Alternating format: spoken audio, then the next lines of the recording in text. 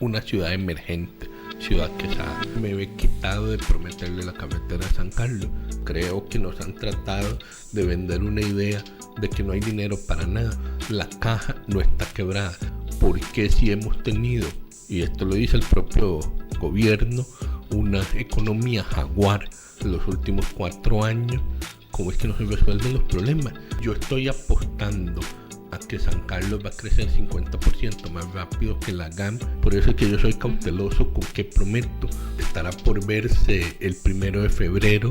Entonces, si los sancarleños están sufriendo por clínica, están sufriendo por EVAI, y que no suelten a los delincuentes, porque se agarran de la excusa de que están asignadas en las calles y sueltan a los delincuentes. Puedo ganar en primera incluso, pero si no es en primera, definitivamente estoy en la segunda.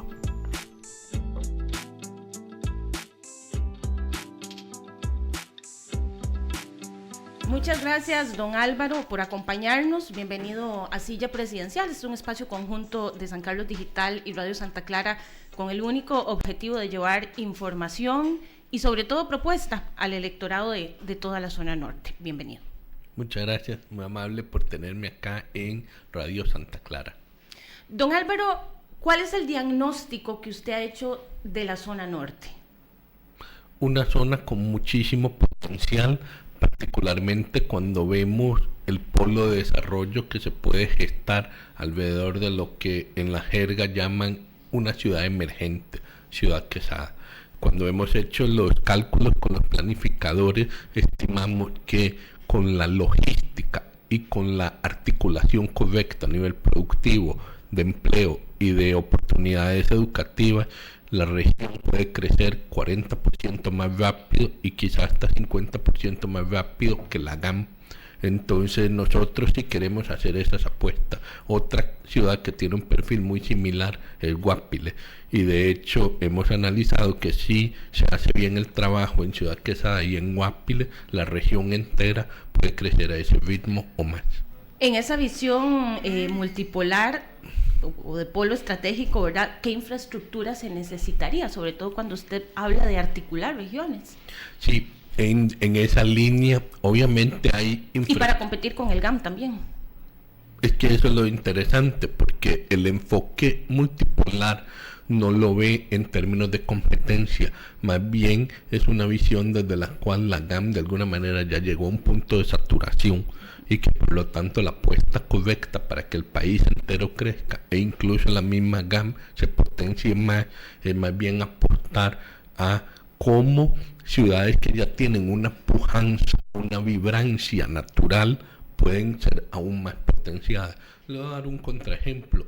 Por ejemplo, Ciudad Neyli es una ciudad que no se le ve esa vibrancia. Yo soy de la lectura que una manera de lograrlo ahí es usando un modelo de desarrollo binacional entre Chiriquí y la zona sur de Punta Arenas. A partir de ahí de repente logras el mismo efecto, pero es un trabajo más complejo. En cambio, en Liberia, en Ciudad Quesada, en Guápile, efectivamente ya está el potencial, ya está el talento humano, ya está algo que es difícil de explicar, pero es como una energía humana que ya está. Y entonces lo que necesitas es destaparla con la inversión adecuada en infraestructura. Y cuando hablamos de infraestructura no es solo vial. Por ejemplo, en la región hay muchos temas de infraestructura hídrica que vamos a hacer a nivel de infraestructura energética, cuánto vamos a poder producir y sobre todo cómo lo vamos a distribuir, porque el gran reto del siglo XXI ya no es tanto la producción energética, sino su distribución, y así sucesivamente. Entonces, o sea, no es limitar infraestructura a solo carreteras.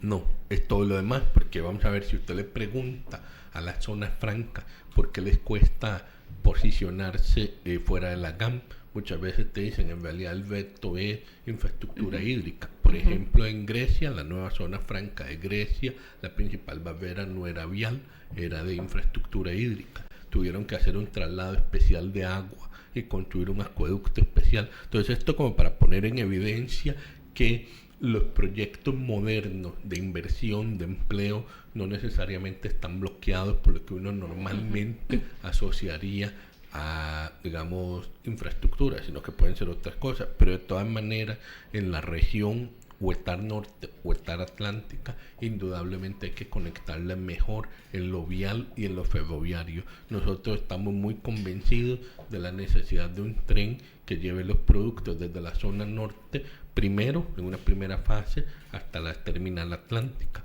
y en una segunda fase, más de largo plazo, soñamos con construir un puerto grande, posiblemente en 2 o 3 fases, en Punta Morales, no en la actual Caldera. Caldera hay que expandirla en el corto plazo, pero en el mediano plazo, en Punta Morales. Y ese de Punta Morales se puede conectar acá también vía Upala. Y entonces, si haces todo eso, más bien una región como Ciudad Quesada y sus alrededores se vuelve un punto crítico de la logística de todo el país. Pero vea que en todo esto que he dicho, en ningún momento menciono carreteras o ferrocarriles a la GAM. Estoy hablando de conectar Ciudad Quesada con el resto de la periferia del país sin pasar por la GAM. Pero entonces esto es lo que uno ve que funciona en los países desarrollados. No es todo el mundo tratando de conectarse a la ciudad principal, sino más bien las ciudades secundarias o periféricas, todas con muy buenas conexiones a las estructuras logísticas primarias, porque vamos a ver, si ustedes quieren exportar al mundo, ustedes no exportan vía la gran área metropolitana, van a tener que exportar vía un puerto en el Pacífico, un puerto en el Atlántico. Y si fuéramos a hablar de aeropuertos, por ejemplo, si producen el lecho y los tienen que sacar por un aeropuerto, de repente resulta más lógico conectar mejor con Liberia, y que Liberia como aeropuerto se habilite por la noche, para que salga toda la carga por la noche, porque todos los expertos en aeropuertos nos dicen, vea, es muy diferente un aeropuerto prácticamente al nivel del mar, donde puede llenar de gasolina el avión y puede llevarse mucha más carga que tener que sacarlo del Juan Santamaría. Entonces, cuando ya uno lo empieza a ver todos en términos de una red logística que potencie la producción de regiones como San Carlos, lo tenés que ver en esos términos, de que conectar una carretera hasta el Juan Santamaría, donde despegar es caro, de repente no, apostemos por Liberia, conectemos en carreteras mejores hacia Liberia, y ahí sí tenés el potencial de salir con mucha más carga y abaratar en un juego que en el mundo entero es un juego de centavos. Si vos exportas tu producto 1 o 2 centavos más barato, de repente abrís un montón de mercados que no tenías. ¿Y cuál sería el primer acto concreto para romper ese centralismo, verdad? Para que San Carlos sienta el cambio y no se quede en el discurso. Bueno, los primeros actos tienen que ver con cambiar el perfil jurídico del país. Uno, reformar la ley de alianzas público-privadas. Ya hay una que está caminando. Este país ha tenido una ley de concesiones que no ha sido exitosa. Tenemos más de 25 años y solo ha habido 5 concesiones. Y la que más rápido salió tardó 13 años. Entonces, ese esquema está demasiado lento, lo tenemos que remozar. Tenemos que modificar la ley de expropiaciones y la ley de contratación pública. Entonces, yo, más que hablar de un proyecto puntual, yo siempre le digo a la gente, vea, si fuera que todos los proyectos en todo el país caminan rapidísimo y el que está trabado es la carretera en San Carlos, uno tendría que decir, claro, es que el problema es la carretera de San Carlos, pero no es así. Tenemos un problema en Barranca Limonal, tenemos un problema en la Ruta 32, tenemos un problema en la carretera de San Carlos, y puedo seguir, pero creo que el punto es ese. O sea, cuando uno ya ve que los problemas se repiten en todos los proyectos, lo correcto es decir cuál es el punto común a todos estos proyectos y cómo los resolvemos. Hay un problema en marco jurídico, hay un problema de organización de un ministerio como el MOP, hay un problema de retención de talento humano, que necesitas un perfil de talento humano muy calificado para que sepan hacer los carteles, para que sepan adjudicarlos correctamente, para que sepan darle seguimiento a los proyectos. O sea, toda esa reconfiguración no es inmediata, pero para sancarleños cansados de oír durante 30, 40 años que ya les van a construir y no se construye, creo que más bien para ustedes debe sonar mucho más sincero decir, ya vimos dónde está la raíz del problema, resolvamos eso y todos los proyectos van a caminar mucho más rápido, sobre todo porque en mi lógica casi que la carretera, la GAM es la de menos. Lo que yo quiero es ese otro esquema de una red periférica. Sin embargo, hay que terminar esa carretera. No, por supuesto, no estoy menospreciando que hay que terminarla, pero me parece que el potencial de desarrollo de San Carlos está más en esa red periférica que en completar esa carretera, que una vez que lo hagan, claro, hay mucha mejor conectividad hacia la gran área metropolitana, pero para mí la verdadera calidad de vida de todos los costarricenses es tener muy buenos trabajos cerca de donde viven, y eso solo se logra con una red logística pensada en tener muy buenas fuentes de empleo cerca y que esa producción salga rápido a los puntos de exportación internacional. Sin embargo, nosotros no salimos al GAN solo a trabajar, ¿verdad? Dependemos del GAN mucho, incluso hasta servicios médicos, servicios bancarios, vueltas, porque justamente tenemos un país centralizado, ¿verdad? Nos sigue urgiendo y que ese proyecto, incluso mejoras en otros proyectos como Ruta 4 o la Ruta 35 puedan avanzar. Así es, ¿no? De hecho, parte de la visión y justo ese tema de los servicios médicos era uno de los que más me preocupaba. Cuando yo estaba en la caja, yo notaba una enorme presión por pedir clínicas y hospitales en casi todo el país. Y yo decía, pero este es un país demasiado pequeño, ¿cómo es que hay tanta presión que cada cierta distancia hay que poner un hospital? Y claro, donde tenés carreteras malas y durar 2 horas de aquí para allá, entonces el lugar que está a 2 horas del hospital más cercano dice, yo también quiero un hospital aquí. Pero cuando si hubiera buenas carreteras y el hospital está a 30 minutos, entonces la gente tal vez preferiría el hospital más cerca, pero dice, bueno, 30 minutos tampoco es tan largo. Pero donde está 2 horas ya dice, no, si tengo que esperar 2 horas para llegar al hospital más cercano, lo quiero aquí cerca. Nosotros duramos casi 3 al Hospital México. Bueno, exactamente, a eso me refiero, ¿no? Y además, por un tema histórico, se centralizaron los hospitales del más alto nivel demasiado lejos, que de nuevo, esa es una de las ventajas de ir pensando en una articulación armoniosa de que la apuesta es por las ciudades periféricas, en cuyo caso empezás a reforzar de manera planificada servicios de salud y cualquier otro servicio crítico para el crecimiento de estas ciudades. Para usted no es un secreto, ¿verdad? Y para nadie que San Carlos a nivel productivo es el motor del país, en leche, en carne, incluso producimos nuestra propia energía. ¿Qué plantea usted para que no sigamos siendo una zona de sacrificio? Porque nos sentimos sacrificados y que nos podamos convertir en una zona de oportunidad. Bueno, creo que se lo resumí un poco en la parte de infraestructura. Si se invierte en San Carlos, mucha infraestructura para que no se vea como un apéndice, una extensión de la GAM, creo que ya por ahí vamos bien. De nuevo, ya usted consultó por la parte de salud, sin duda hay que plantearse qué brechas hay de salud, resolverlas, qué brechas hay en educación, resolverlo. Es una cosa metódica,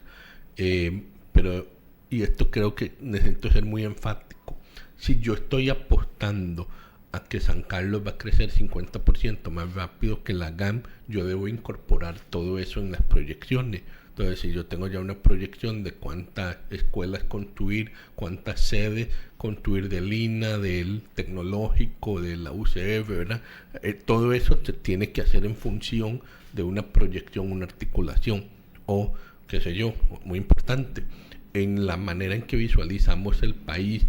Vamos a tener un crecimiento de necesidad energética muy importante por la electrificación del parque vehicular, por la reindustrialización del país, porque en mi criterio el país tiene que volver a apostar por un cierto nivel de industrialización manufacturera e industrialización, valga la redundancia, agroindustrial, agroalimenticia. Si haces eso, las necesidades energéticas suben, además por supuesto del crecimiento orgánico en la demanda. Y si además San Carlos y particularmente la región alrededor de Ciudad Quesada van a crecer extremadamente rápido, entonces lo peor que nos puede pasar es no prever las inversiones en infraestructura energética, hídrica, para no frenar ese desarrollo, que es en parte lo que ha estado ocurriendo hasta el día de hoy y que creo que lleva esa sensación de sacrificio. Pero si me equivoco, feliz de que me corrija. No, completamente de acuerdo, porque a veces sentimos que nos quedamos, no solo con el tema de la carretera, nos quedamos atrás en muchas cosas y en muchas promesas de campaña, y por eso yo le preguntaba acciones concretas para que no se nos queden en el discurso que cada 4 años escuchamos de todos los candidatos presidenciales. Don Álvaro, el Estado gasta millones. Bueno, en parte por eso me he quitado de prometerle la carretera de San Carlos, y yo le hablo más de cuáles son los componentes para empezar a tener éxito en todos los proyectos de infraestructura a nivel nacional. ¿No significa que no vaya a ser prioridad o sí? Para nada, pero es que, vamos a ver, yo creo que precisamente el cinismo o el becelo es decir, mi prioridad es la de San Carlos, porque tal vez es un poco lo que la mayoría de los políticos dicen, esto es lo que quieren oír los sancarleños, y yo no suave, claro que es una prioridad, pero no nos podemos autoengañar que si no ha salido es por algo, y si no ha salido San Carlos, y si no ha salido Banca Limonal, y si no ha salido la 32 es por algo. ¿Qué es ese algo? Entonces yo me voy como un paso para atrás. Ese algo es marco jurídico, ese algo es capacidad técnica en el MOP, ese algo no es lo específico a la carretera de San Carlos. Eso es un poco como el mensaje, para mí que es muy crítico. La verdadera solución de los problemas pasa por determinar dónde está el cuello de botella. El cuello de botella no es algo específico de San Carlos, lo estamos viviendo en todo el país. Ahora, una vez que uno destaquea ese cuello de botella, de repente ahí sí, si los sancarleños dicen, bueno, muy lindo, don Álvaro, nos encanta su idea de un tren a Limón, pero la prioridad es la carretera, la gran área metropolitana, ok, pero ya no hay cuello de botella, se hace la carretera, porque ya articulaste la estructura para asegurarte que la carretera ocurra, o que ocurra el tren a Limón, cualquiera de los dos, pero la visión tiene que ser cómo nos aseguramos que todos los proyectos fluyan rápido. Ya la definición política, cuál es la prioridad, de acuerdo a la comunidad, que ahí es la comunidad sancarleña la que tiene que decir mi prioridad, sí, es la que esta. Marca el patrón. Exactamente. Don Álvaro, el Estado gasta millones de colones en combate policial en Cruzitas, que son también los temas trillados que cada 4 años tenemos que conversar con los candidatos presidenciales. ¿Usted cambiaría la ecuación seguridad por inversión social en Cruzitas? O sea, no son enemigas en lo absoluto. Creo que nos han tratado de vender una idea de que no hay dinero para nada, y yo no estoy de acuerdo con eso. Yo que estuve en la caja le puedo decir con toda certeza, hay dinero. La caja no está quebrada. La caja tuvo un superávit de $1.500 millones en el 2023, tuvo un superávit de $1.800 millones en el 2024. Entonces, si los sancarleños están sufriendo por clínica, están sufriendo por EVAI, están sufriendo por un hospital, es por falta de voluntad política, porque dinero sí hay. Y se acabó, ya no hay que darle más vueltas al asunto, ahí está el dinero, lo podemos ver en los estados financieros auditados. Entonces, la misma lógica pasa en seguridad. Yo puse a una vicepresidenta experta en seguridad, y la primera pregunta que le hice es, ¿hay dinero para seguridad? Me dijo, sin ninguna duda. Podemos revisar todas las leyes específicas que generan recursos para seguridad. Si ese dinero estuviera disponible para seguridad, resolvemos una gran parte del problema en seguridad. Nunca todo, pero la mayor parte. Entonces, misma pregunta para inversión social. ¿Por qué si hemos tenido, y esto lo dice el propio gobierno, una economía jaguar en los últimos 4 años, cómo es que no se resuelven los problemas? O sea, a mí me fascina esa contradicción. Yo le digo a la gente, a ver, te dicen que hay una economía jaguar, que está súper bien la economía, buenísimo. Podemos tener educación para los chiquitos, no, para eso no hay plata. Podemos tener seguridad para que la gente salga tranquila en la calle, no, para eso no hay plata. Podemos tener plata para resolver cositas, no, para eso no hay plata. Entonces, ¿para qué sirve toda la plata de la economía jaguar? Entonces es pura falta de voluntad política. Nosotros sí queremos resolver los problemas y darles ese abordaje, no me encanta la palabra, pero un abordaje multidimensional, desde la dimensión social, desde la dimensión policial, desde la dimensión de qué oportunidades económicas alternas les vas a dar a esas comunidades. Don Álvaro, en este momento a nivel país, ya saliéndonos un poco de la zona norte para ir cerrando, a nivel país la urgencia es la seguridad. ¿Cuáles son las propuestas de don Álvaro Ramos para este tema? Tenemos un país ya en números rojos. Hay 2 caras de esta moneda. La cara social, que usted la estaba preguntando, oportunidades laborales, oportunidades educativas, recuperar las comunidades que tengan espacios públicos atractivos donde pueden practicar practicar deportes, donde pueden practicar actividades culturales. Esa es como la parte más social, de recuperar comunidad y de que la gente se siente ilusionada y esperanzada. Pero hay una parte más puramente policial. Más policías, si lo necesitamos. Panamá tiene 29.000 policías, nosotros tenemos 13.000 policías y somos un país más poblado que Panamá. Nosotros estamos comprometidos a tener 6.000 policías netos nuevos al final del gobierno para llegar a 19.000. ¿Y si hay plata para eso? Sí, claro. De nuevo, esa fue la primera pregunta que hice a mi vicepresidenta, doña Karen Segura, experta en seguridad. ¿Hay plata? Hay. Nada de eso va a dañar el presupuesto. El dinero está. 2. Construcción de un módulo carcelario multipisos de 1.000 espacios carcelarios para reducir la brecha de hacinamiento carcelario y que no suelten a los delincuentes, porque se agarran de la excusa de que están hacinadas en las calles y sueltan a los delincuentes. No se vale, porque tras de que cuesta un mundo condenarlos, soltarlos a la primera, no. 3. Nosotros sí visualizamos el modelo C5, que es un centro de comando, control, cómputo, comunicaciones y contacto ciudadano. Y esencialmente es un sistema donde un montón de cámaras públicas y privadas, porque esto se hace con alianza con el sector de seguridad privada, y que además son 40.000 personas más en el sector de seguridad privada que se desaprovechan si visualiza nuestra capacidad de proteger a la población como solamente los 13.000 policías de la fuerza pública. Pero ¿usted sí reforzaría el Poder Judicial, OIJ, Fiscalía? ¿Pero? ¿Sí reforzaría el Poder Judicial? Sí, por supuesto. Digamos, a mí me parece una barbaridad. Por ejemplo, uno de los actos más indignos que ha hecho la actual administración, el juego de chapas que hicieron con el OIJ, que decían que no había dinero para el OIJ. Por eso cuando usted me pregunta, ¿hay dinero? Claro que hay. Vea lo que hicieron con el OIJ. Le dijeron, no hay plata, no hay plata, no hay plata. Asesinaron a don Heiner Zamora, el subjefe de la delegación de Guapila, y al día siguiente salió el ministro de Hacienda diciendo, sí, hay 9.000 millones de colones para el OIJ. Y uno diciendo, ¿y dónde estuvieron esos 9.000 millones? Porque ayer no estaban y hoy sí, que fue lo que cambió. Entonces yo siento que en esto ha habido demasiada mentira y no se vale, porque están jugando con las vidas de la gente, con la seguridad de la gente. Entonces nosotros vamos a respaldar al OIJ, vamos a respaldar a la fuerza pública, vamos a tener el C5, una manera de articular y de hecho para efectos de investigaciones policiales tener esa estructura de procesamiento computacional de imágenes de video que nos permita saber qué situaciones anómalas se dieron. Por ejemplo, imaginemos que la inteligencia artificial va detectando un patrón de un grupo de delincuentes de alguna organización criminal que regularmente se acercan a la entrada de algún colegio a la hora de la salida. Entonces tal vez hoy nos cueste detectarlo. El día de mañana con las cámaras de video se va viendo, mira, todos los días a la hora de la salida se está acercando este grupo de 2 o 3 personas posiblemente vinculadas a un crimen organizado. Entonces ya le vas poniendo policía cerquita para irlos disuadiendo, intimidando, alejando, y así es como se empieza a recuperar la seguridad ciudadana. Don Álvaro, ¿se compromete usted aquí con nosotros y con toda la zona norte a declararnos como una región prioritaria en un eventual gobierno suyo? Yo estoy completamente comprometido a un desarrollo multipolar fuera de la GAM, a un modelo de ciudades emergentes, y estoy convencido con toda firmeza que Ciudad Quesada es una de ellas.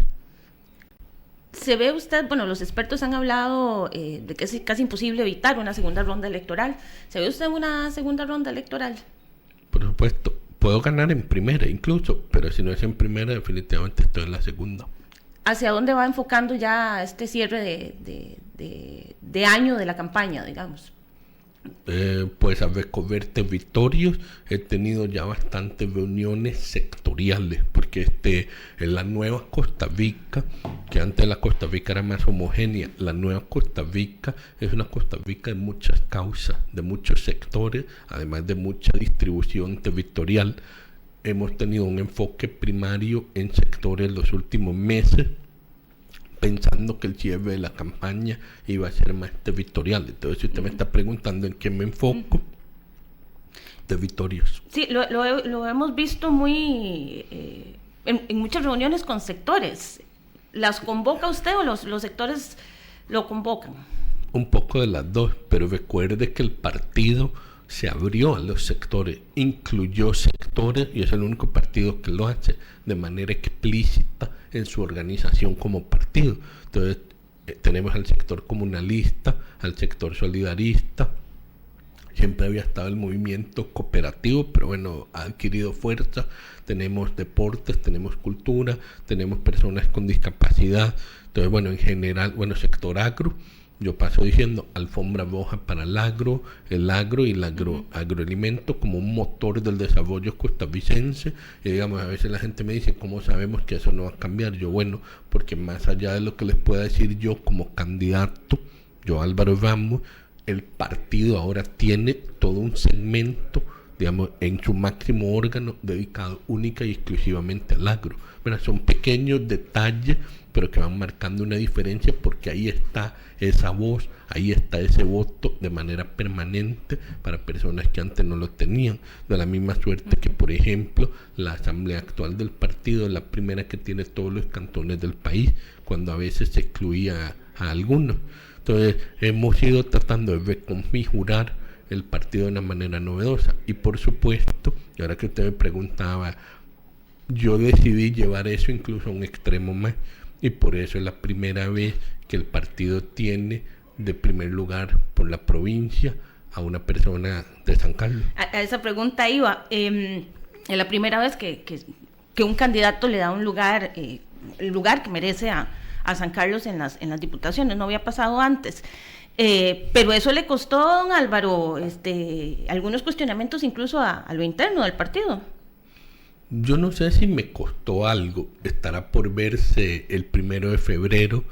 Lo que yo sí pensé fue esto: vea, me dieron un mandato, porque así fue, yo ofrecí una renovación de Liberación y gané con el 80% de la convención interna. Votaron 120,000 personas por mí. Con ese mandato renueve el partido, y para mí renovar el partido no era, bueno, la misma estructura pero cambiamos esta cara por esta, no, era dar voces diferentes al partido. Entonces, como le digo yo a la gente, en Alajuela la primera representante de San Carlos, en Guanacaste el primer representante de Nicoya, en Punta Arenas la primera representante de San Vito, en Limón el primer representante de Siquirre.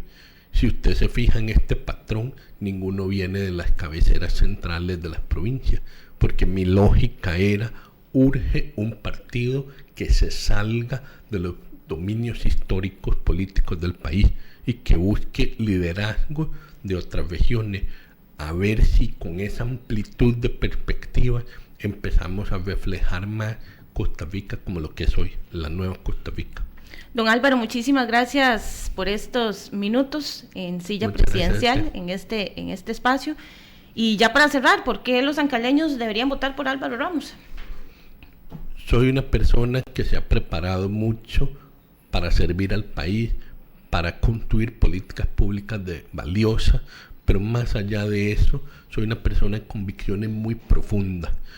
Yo amaba la caja, anhelaba mucho estar ahí, pero primero estuvo respetar la palabra. Primero estuvo decir, habíamos hecho esta promesa de darle un aumento salarial a los héroes de la pandemia, y yo preferí perder la cabeza, perder el puesto, a incumplir esa promesa. Por eso es que yo soy cauteloso con qué prometo, porque si lo digo, estoy dispuesto a sacrificar mucho por hacerlo.